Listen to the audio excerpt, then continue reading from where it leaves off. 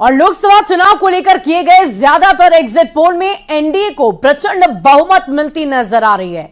Exit poll के अनुमान से जहां एनडीए के नेता बेहद खुश हैं, वहीं इंडिया अलायंस के नेताओं ने इस पर सवाल खड़े कर दिए हैं।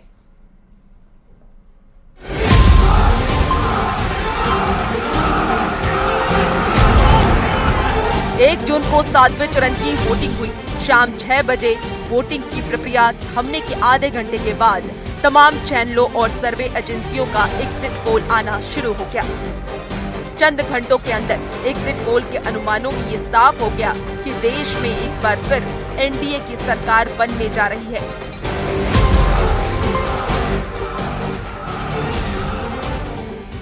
नरेंद्र मोदी प्रचंड बहुमत के साथ सरकार बना सकते हैं। कमोवेश सभी सर्वे एजेंसियों ने बीजेपी की बम्पर जीत का अनुमान लगाया, जिसके बाद बीजेपी खेमे में जश्न का माहौल है।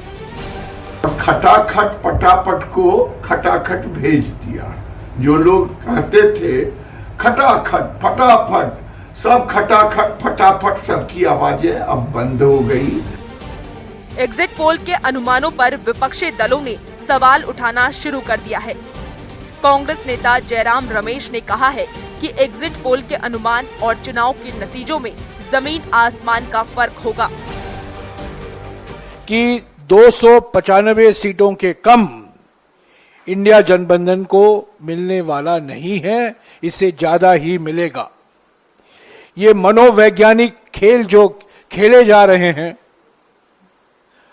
निवर्तमान प्रधानमंत्री और निवर्तमान गृह मंत्री की ओर से, इसका हम पूरा सामना करेंगे।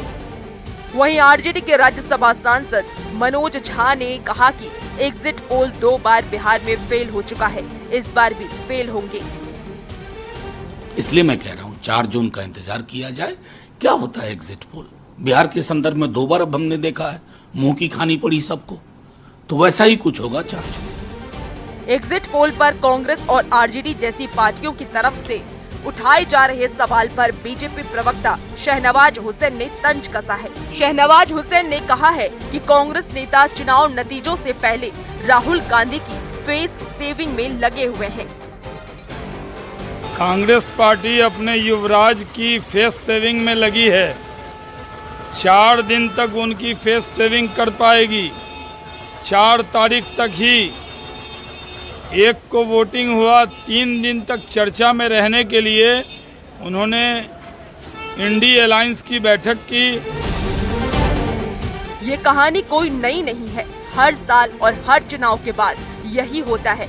जिन पार्टियों के खिलाफ एग्जिट पोल के अनुमान आते हैं, वो एग्जिट पोल को गलत बता देते हैं, और जिनके पक्ष में अनुमान आता है वो खुशी जताने लगते हैं। Bureau report, news 18। और एग्जिट पोल पर सियासत वाली चुनावी चाल को आप ही समझिए।